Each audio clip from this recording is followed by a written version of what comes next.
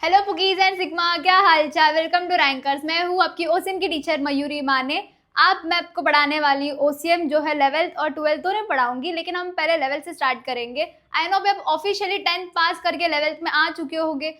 थोड़ा excitement, curiosity तो होगी आपको इस सब्जेक्ट को लेकर, इस स्ट्रीम को लेकर।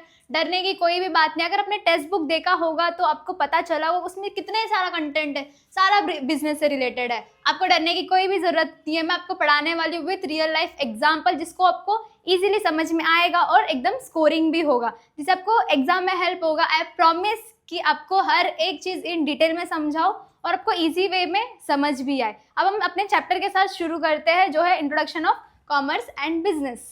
चैप्टर की तरफ बढ़ने से पहले हम दो कंसेप्ट क्लियर करते हैं, जो कि कॉमर्स और बिजनेस। इन दोनों का पहले हम डिफरेंस समझेंगे और फिर हम चैप्टर की तरफ जाएंगे।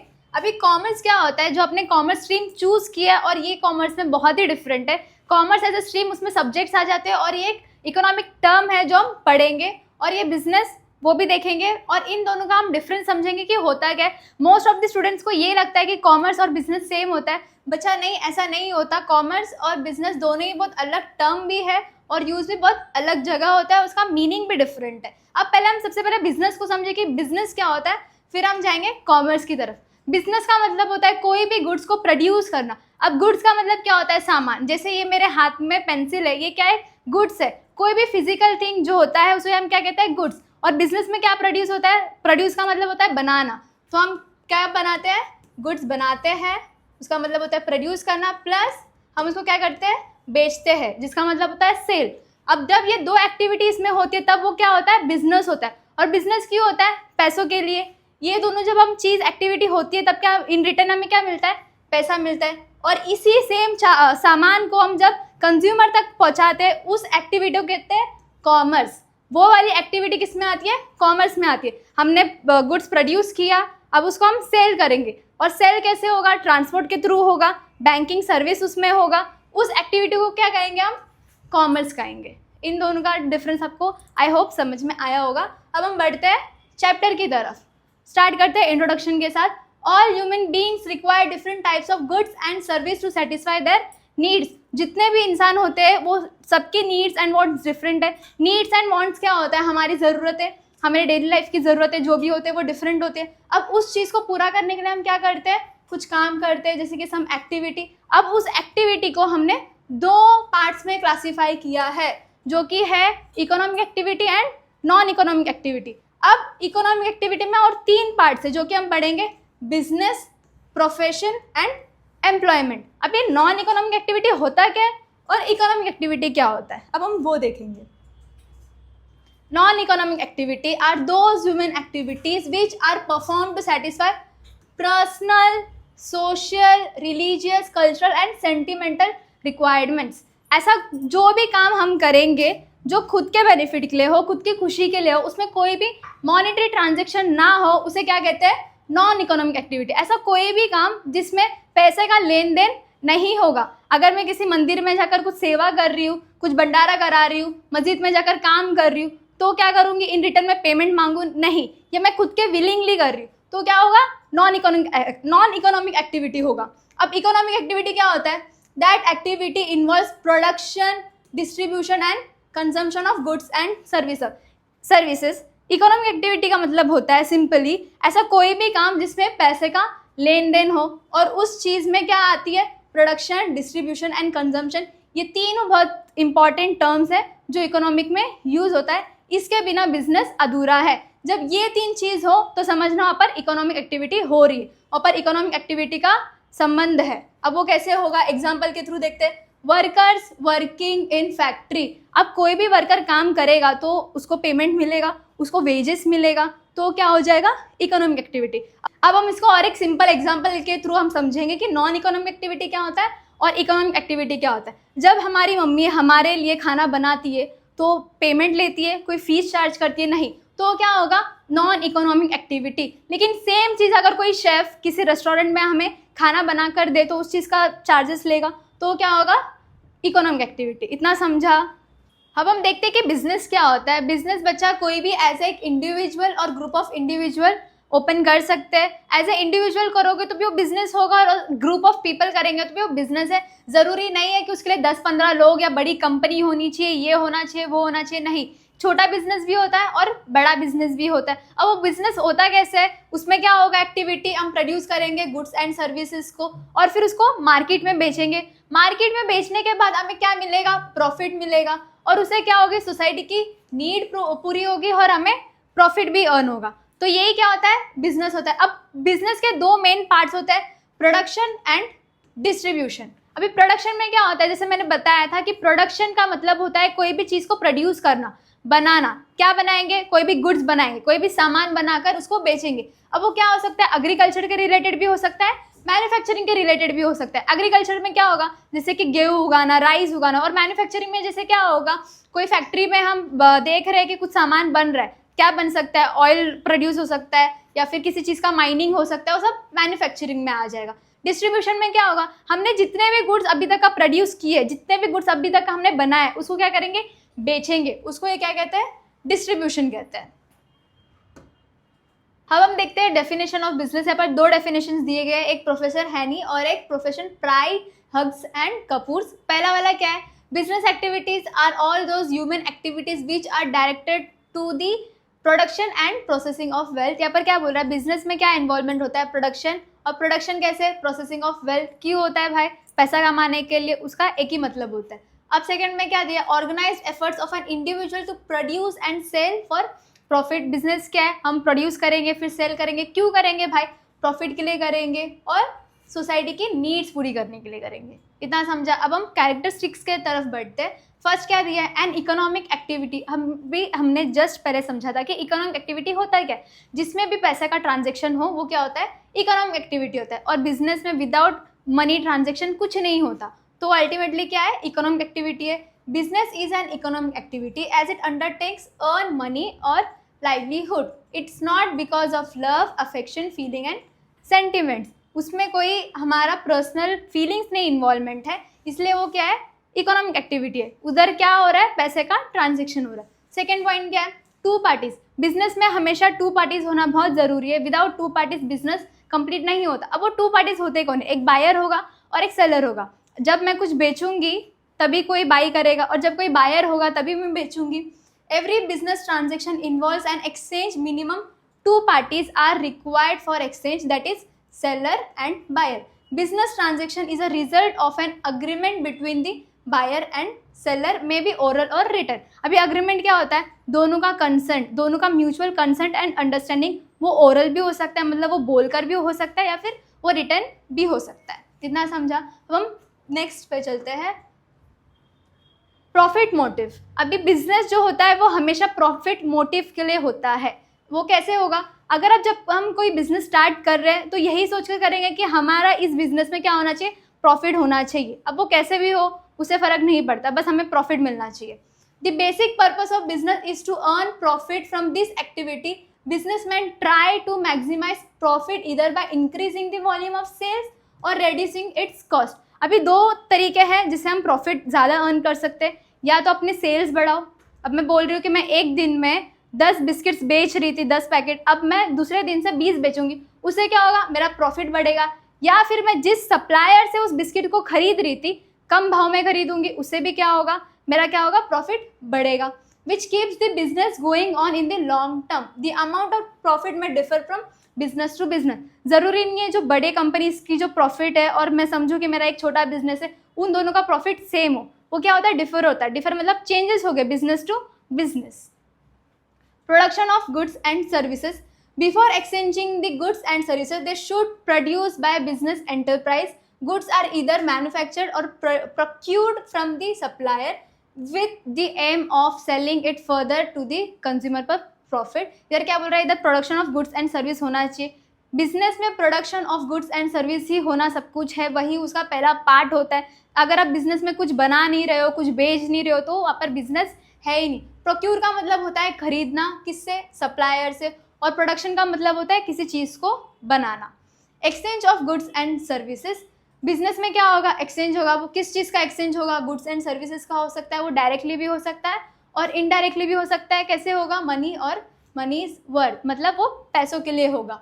अभी यहाँ पर दो चीज़ है, अभी मैंने बोला कि मनीज एंड मनी वर्थ, मतलब अगर मैं कुछ चीज़ बना रही हूँ, उसको बेच रही हूँ, इन रिटर्न मुझे क्या मिलेगा, पैसा मिलेगा। अगर मैं दूसरे तरीके से देखूँ, बार्टर सिस्टम, जैसे हमने पहले पढ़ा था कि पहले क्या होता था, हमारे ग्रैंडफादर्स के, उनके ग्रैंडफादर्स के टाइम पे कि बार्टर सिस्टम होता था। बार्टर सिस्टम क्या है, मैं अपना 5 kg राइस आपको दूंगी, आप मेरे को 5 kg वीट दोगे, उसको कहते हैं बार्टर सिस्टम, जिसे यहाँ पर लिखा हुआ है। On the other hand, in case of barter system, goods and service are exchange for other goods and service, मतलब एक गुड्स एंड सर्विस के लिए दूसरा गुड्स एंड सर्विस एक्सचेंज होगा। अब what is exchange for rice, it is goods produce for own consumption, that is stitching or dress for daughter, it can not be called a business. अभी इसमें और एक चीज़ आ जाती है कि अगर मैं ड्रेस सिला रही हूँ अपने खुद के लिए, तो क्या होगा, वो एक्टिविटी इकोनॉमिक नहीं होगा, वो क्या हो जाएगा, नॉन इकोनॉमिक एक्टिविटी होगा, बिकॉज यहाँ पर कोई भी मॉनिटरी ट्रांजेक्शन नहीं है। लेकिन अगर मैं किसी अच्छे मनीष मल्होत्रा के पास जाकर मैं सिलवाऊँ अपने लिए लहंगा, तो क्या हो जाएगा, इकोनॉमिक एक्टिविटी, 50,000 जो देना पड़ेगा मेरे को। अब बढ़ते हैं नेक्स्ट, 6th पॉइंट है dealing in goods and services. अभी गुड्स के 2 टाइप्स दिए, एक कंज्यूमर गुड है और एक कैपिटल गुड है। कंज्यूमर गुड वो होता है जिसे हम डेली में कंज्यूम करते हैं, जैसे कि अगर टी हो गया, मिल्क हो गया, पेंसिल हो गया, जो कंज्यूमेबल है, जो हम यूज़ करते हैं। अभी कैपिटल गुड क्या होता है, मशीनरी, प्लांट, फर्नीचर, ये सारी चीज़ क्या हो जाती है, कैपिटल गुड्स, मतलब उसको हम डेली कंज्यूम नहीं कर सकते, वो परमानेंट रहता है। वैसे अब हम देखते हैं कि इसमें दिया क्या है, every type of business transaction is concerned with either goods or services. In the absence of goods and services, business cannot take place. जिस बिजनेस में गुड्स और सर्विसेज का कोई काम नहीं है ही नहीं, तो क्या होगा, बिजनेस ही नहीं होगा। तो इसीलिए बिजनेस में गुड्स एंड सर्विस का होना बहुत ज़रूरी है, उसके सिवा बिजनेस नहीं होगा। However, service created for business purpose are intangible, which are essential for doing business, example transportation, banking and insurance.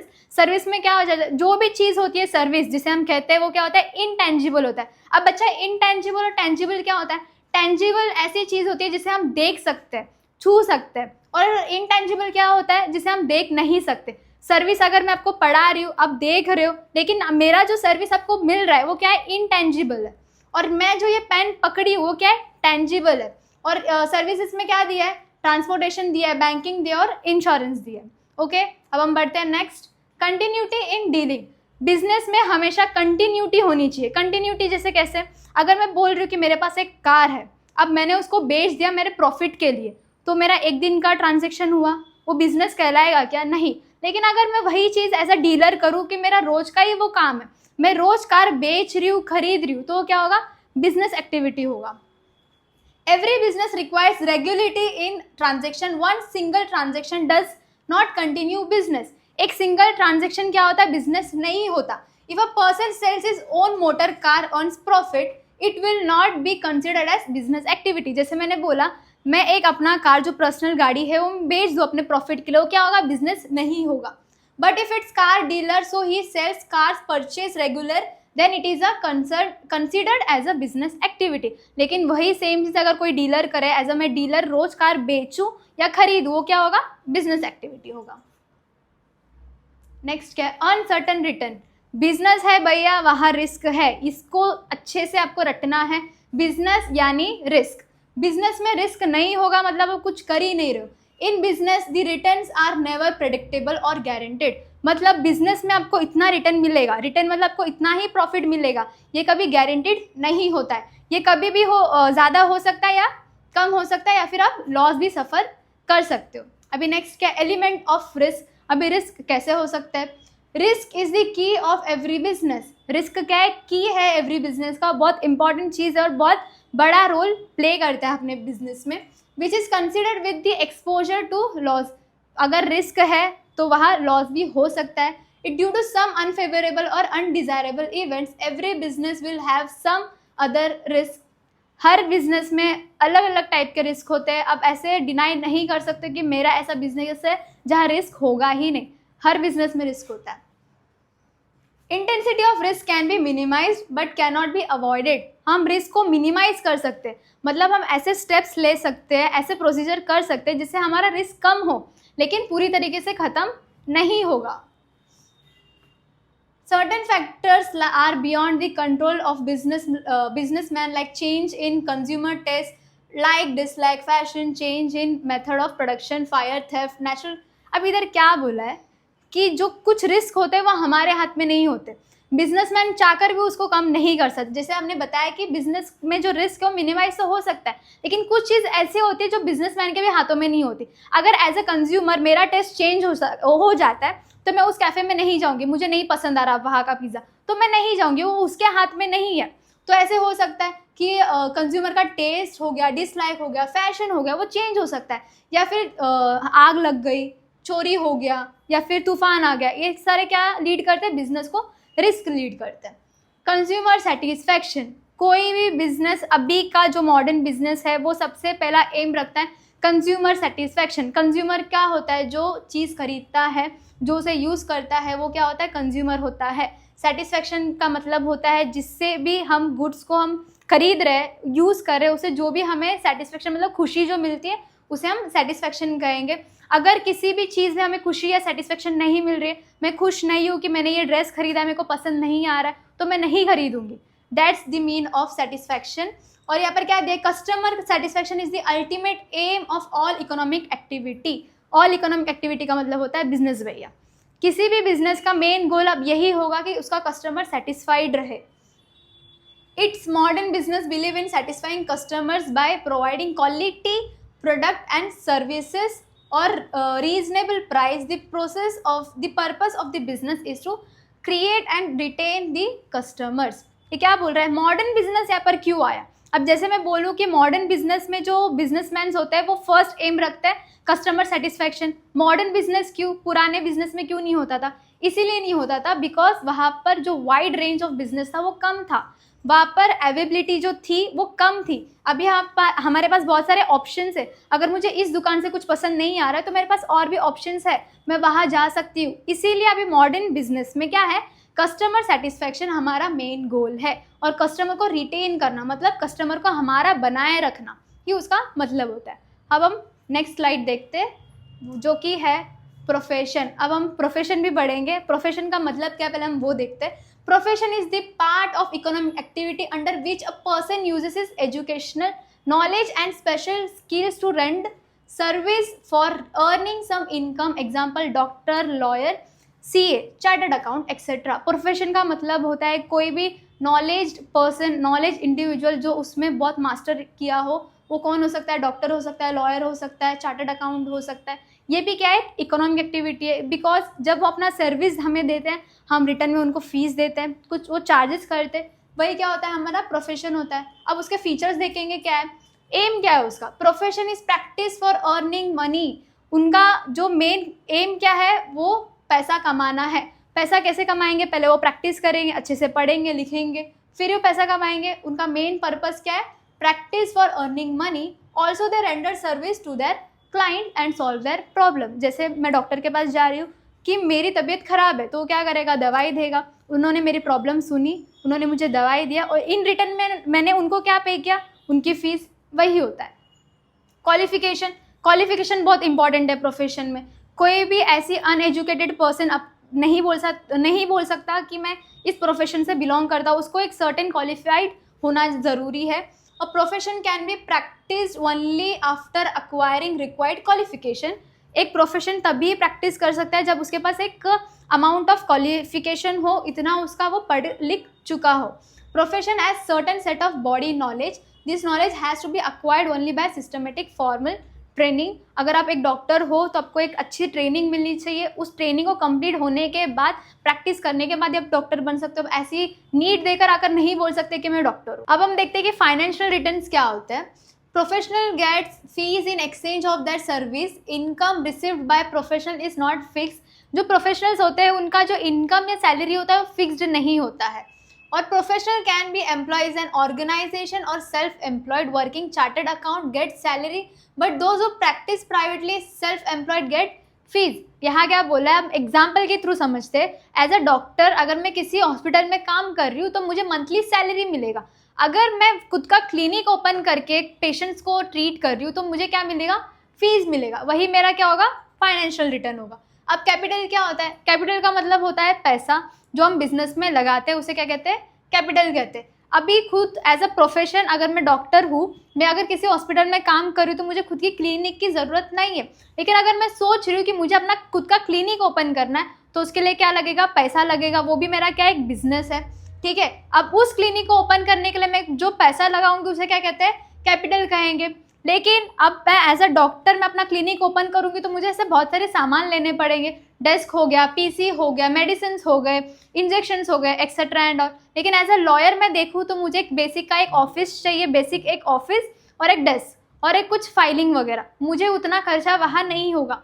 As a capital differ करता है, कैसे डिफर करेगा, बिजनेस टू बिजनेस। अगर मेरा बिजनेस बड़ा है तो उतना ही ज़्यादा कैपिटल लगेगा, अगर मेरा बिजनेस छोटा है तो कैपिटल भी उतना कम लगेगा। प्रोफेशन कैन प्रैक्टिस इंडिपेंडेंटली और professional accept a job in any organisation. वो इंडिपेंडेंटली खुद का काम भी कर सकते हैं या किसी के अंडर जॉब भी कर सकते हैं। Independent practising professional requires huge capital. As a independent अगर मैं खुद का कुछ कर रही हूँ तो मुझे क्या लगेगा, ह्यूज कैपिटल, मतलब मुझे ज़्यादा पैसा लगेगा। For setting is practice its differ from profession to profession. जैसे मैंने बोला एज अ डॉक्टर मुझे ज़्यादा कैपिटल लगेगा बिकॉज मेरी रिक्वायरमेंट और सामान ज़्यादा है, और एज अ लॉयर मुझे उतना नहीं लगेगा। तो डिफर कैसे करता है, प्रोफेशन टू प्रोफेशन। अभी हम देखते हैं रजिस्ट्रेशन एंड मेंबरशिप। अभी रजिस्ट्रेशन और मेंबरशिप क्या होता है, एज अ प्रोफेशन मेरे को या तो रजिस्टर करना पड़ेगा खुद को या फिर मुझे एक एसोसिएशन का मेंबर होना पड़ेगा। अब हम एग्जाम्पल के थ्रू समझेंगे। Bar council of India for lawyers, जो भी लॉयर्स है वो खुद को कहाँ रजिस्टर करते हैं, बार काउंसिल ऑफ इंडिया में, सॉरी। और ICAI of for charter account, जो CA होते हैं वो कहाँ खुद को रजिस्टर करते हैं, फिर मेंबरशिप कहाँ के होते हैं, वो मेंबर्स कहाँ के होते हैं, ICAI के। और Indian medical association for doctors, यहाँ कौन रजिस्टर्ड होता है, डॉक्टर्स। यही है, अगर आप एज अ प्रोफेशन में हो तो आपको कहाँ रजिस्टर करना है, या तो आप रजिस्टर करोगे या फिर आप किसी के मेंबर रहोगे, तभी जाकर आप लीगली प्रैक्टिस कर सकते हो और किसी को ट्रीट कर सकते हो या फिर किसी को एडवाइस दे सकते हो, किसी के अंडर काम कर सकते हो। मेंबरशिप, अभी रजिस्ट्रेशन और मेंबरशिप क्या होता है, एज अ प्रोफेशन मेरे को या तो रजिस्टर करना पड़ेगा खुद को या फिर मुझे एक एसोसिएशन का मेंबर होना पड़ेगा। अब हम एग्जाम्पल के थ्रू समझेंगे। Bar council of India for lawyers, जो भी लॉयर्स है वो खुद को कहाँ रजिस्टर करते हैं, बार काउंसिल ऑफ इंडिया में, सॉरी। और ICAI of for charter account, जो CA होते हैं वो कहाँ खुद को रजिस्टर करते हैं, फिर मेंबरशिप कहाँ के होते हैं, वो मेंबर्स कहाँ के होते हैं, ICAI के। और Indian medical association for doctors, यहाँ कौन रजिस्टर्ड होता है, डॉक्टर्स। यही है, अगर आप एज अ प्रोफेशन में हो तो आपको कहाँ रजिस्टर करना है, या तो आप रजिस्टर करोगे या फिर आप किसी के मेंबर रहोगे, तभी जाकर आप लीगली प्रैक्टिस कर सकते हो और किसी को ट्रीट कर सकते हो या फिर किसी को एडवाइस दे सकते हो, किसी के अंडर काम कर सकते हो। मेंबरशिप, अभी रजिस्ट्रेशन और मेंबरशिप क्या होता है, एज अ प्रोफेशन मेरे को या तो रजिस्टर करना पड़ेगा खुद को या फिर मुझे एक एसोसिएशन का मेंबर होना पड़ेगा। अब हम एग्जाम्पल के थ्रू समझेंगे। Bar council of India for lawyers, जो भी लॉयर्स है वो खुद को कहाँ रजिस्टर करते हैं, बार काउंसिल ऑफ इंडिया में, सॉरी। और ICAI of for charter account, जो CA होते हैं वो कहाँ खुद को रजिस्टर करते हैं, फिर मेंबरशिप कहाँ के होते हैं, वो मेंबर्स कहाँ के होते हैं, ICAI के। और Indian medical association for doctors, यहाँ कौन रजिस्टर्ड होता है, डॉक्टर्स। यही है, अगर आप एज अ प्रोफेशन में हो तो आपको कहाँ रजिस्टर करना है, या तो आप रजिस्टर करोगे या फिर आप किसी के मेंबर रहोगे, तभी जाकर आप लीगली प्रैक्टिस कर सकते हो और किसी को ट्रीट कर सकते हो या फिर किसी को एडवाइस दे सकते हो, किसी के अंडर काम कर सकते हो। नॉन ट्रांसफरेबिलिटी का मतलब क्या होता है कि अगर मैं कोई एज अ प्रोफेशन में हूँ, डॉक्टर हूँ, लॉयर हूँ, मैं अपना एजुकेशन या प्रैक्टिस या नॉलेज में किसी को भी ट्रांसफ़र नहीं कर सकती। एग्जाम्पल लेते हैं, doctor can not transfer is medical practice to his son or daughter who has not completed concern medical education. मतलब अगर मैंने रिटायरमेंट तक का काम किया, अब मैं मेरे डॉटर या सन को बोलूँ कि भाई अब तू जाकर मेरे जगह पर ट्रीटमेंट दे, तो पॉसिबल है क्या, नहीं है। वो लॉजिकली और लीगली दोनों ही गलत है। तो उसके लिए क्या होता है, नॉन ट्रांसफरेबिलिटी वहाँ पर नहीं होता प्रोफेशन में। अब नेक्स्ट क्या है, नेचर ऑफ वर्क। अभी नेचर ऑफ वर्क क्या है प्रोफेशन में, कि प्रोफेशन कोई सामान नहीं बेचता, वो क्या देता है, हमें सर्विस देता है, लीगल एडवाइस देता है या ट्रीटमेंट देता है, उसके बदले में उन्हें क्या मिलती है, फीस मिलती है। वही उनका क्या है, नेचर ऑफ वर्क है। अभी हम देखते हैं एम्प्लॉयमेंट क्या होता है। एम्प्लॉयमेंट का मतलब होता है काम। काम कैसे, it is an economic activity in which people work for others. इसमें क्या होता है, एक पर्सन दूसरे के लिए काम करता है। अभी there is a employer and employ relationship. अभी ये एम्प्लॉयर और एम्प्लॉय रिलेशनशिप क्या होता है और दोनों का डिफरेंस समझते हैं। पहले एम्प्लॉयर वो होता है जो काम देता है, और जो काम एक्सेप्ट करता है वो क्या होगा, एम्प्लॉई होगा। Employ is the person who offers the job and the person who accept the job is called employee. जो जॉब ऑफर करता है वो कौन होगा, एम्प्लॉयर होगा, और जो जॉब एक्सेप्ट करेगा वो कौन होगा, एम्प्लॉई होगा। और उन्हें इन रिटर्न में क्या मिलता है, सैलरी मिलता है या वेजेस मिलता है, जिसे हम रेम्यूनरेशन कहते हैं। और उन्हें क्या फॉलो करना पड़ता है, टर्म्स एंड कंडीशंस, जो दोनों मिलकर अग्री करते हैं अग्रीमेंट में। ठीक है, अभी फीचर्स देखते हैं, उनका फीचर्स क्या है। उनका सबसे पहला एम क्या होगा, पैसा कमाना, मतलब उनकी सैलरी, वही उनका मेन एम होगा। The main aim is to earn money for meeting needs of the employees and employer. अपनी ज़रूरतों को पूरी करने के लिए उनका फर्स्ट एम क्या होगा, पैसा कमाना। और उन्हें पैसे कैसे मिलता है, in the way of salary. ठीक है, अब qualification, each job required some qualification, skilled और unskilled labour is required as per the nature of job. अभी जॉब जिस तरीके से होगा उस तरीके का हमें स्किल्ड या अनस्किल्ड लेबर चाहिए होगा या फिर पर्सन चाहिए होगा काम करने। For skilled job some specific qualifications are required. जो स्किल्ड जॉब्स होते हैं उनके लिए क्या होना ज़रूरी है, एक स्पेसिफिक क्वालिफिकेशन कंप्लीट होना ज़रूरी है, जैसे कि डॉक्टर हो गया, नर्स हो गया, लॉयर हो गया, चार्टर्ड अकाउंटेंट हो गया। उन्हें स्पेसिफिक क्वालिफिकेशन कंप्लीट करने की बहुत ज़रूरत है। But no specific qualification for unskilled job is necessary. अगर मैं किसी ऑफिस में क्लीनर को ले रही हूँ या स्वाइपर को ले रही हूँ, उन्हें बेसिक क्वालिफिकेशन की भी ज़रूरत नहीं पड़ती, वो क्योंकि वो अनस्किल्ड में आते हैं और वो क्या कर सकते हैं, अपना काम कर सकते हैं विदाउट एनी क्वालिफिकेशन। अब हम देखते हैं मॉनेटरी रिटर्न। मॉनेटरी रिटर्न क्या होता है, मॉनेटरी का मतलब होता है पैसा, रिटर्न मतलब जो उन्हें मिलता है। क्या मिलेगा, वेजेस और सैलरी। किसी भी एम्प्लॉय को उसके काम के बदले जो मिलेगा वेजेस और सैलरी, उसे ही क्या कहेंगे हम, मॉनेटरी रिटर्न कहेंगे। Wages are decided in advance. जो वेजेस होता है वो क्या होता है, एडवांस में डिसाइडेड होता है, लेकिन सैलरी एडवांस में डिसाइडेड नहीं होता है। वेजेस आर पेड डेली और वीकली। वेजेस हमेशा डेली या वीकली बेसिस पे हमें मिलता है, लेकिन सैलरी क्या मिलता है, हमें मंथली मिलता है। Along with salary, other benefits like bonus, quarter to stay, subsidized food in canteen, etc. are also given. अभी हमें सैलरी के साथ और भी चीज़ें क्या मिलती है, जैसे बोनस हो गया, क्वार्टर मतलब जगह मिल गई हमें रहने के लिए, सब्सिडाइज मतलब हमें थोड़ी छूट मिल गई खाने पीने के लिए कैंटीन में। ये सब हमें सैलरी के साथ मिलता है, लेकिन वेजेस के साथ ऐसा कुछ नहीं मिलता। हमेशा याद रखना है, वेजेस कैसे मिलता है हमें, डेली और वीकली बेसिस पे, और सैलरी कैसे मिलेगा हमें, मंथली बेसिस पे। समझा। अब हम चलते हैं कैपिटल पे। कैपिटल क्या होता है, हमने पहले भी देखा, क्या है, पैसा है जो हम इनिशियली बिजनेस में लगाते हैं। अब ज़रूरत है क्या एम्प्लॉयमेंट में कैपिटल की, सही बात, ज़रूरत नहीं है। No capital is required for employment because employer invest and provides everything to the employ for completing the job. जो एम्प्लॉयर है, जो काम देता है, वो ऑलरेडी सारे इन्वेस्टमेंट या सारे जो भी चीज़ें प्रोवाइड है वो कर देता है, जिसे एम्प्लॉय को कुछ इन्वेस्ट करने की ज़रूरत नहीं पड़ती। अब मैं एग्जांपल लूँ, अगर मैं किसी बैंक में काम कर रही हूँ तो मुझे अपना पीसी सेटअप, हर चीज़, मशीन्स वगैरह मिल जाएगी, मुझे इन्वेस्टमेंट करके कुछ खरीदने की ज़रूरत नहीं है। ये सारी जो चीज़ें हैं वो मुझे कौन प्रोवाइड करेगा, बैंक प्रोवाइड करेगा। और बैंक कौन है, एम्प्लॉयर है, और मैं जहाँ वहाँ पर काम कर रही हूँ मैं कौन हूँ, एम्प्लॉय हूँ। अभी रजिस्ट्रेशन, वहाँ पर किसी रजिस्ट्रेशन की ज़रूरत नहीं है। Every employ has to follow the rules and regulations mentioned in the terms and conditions.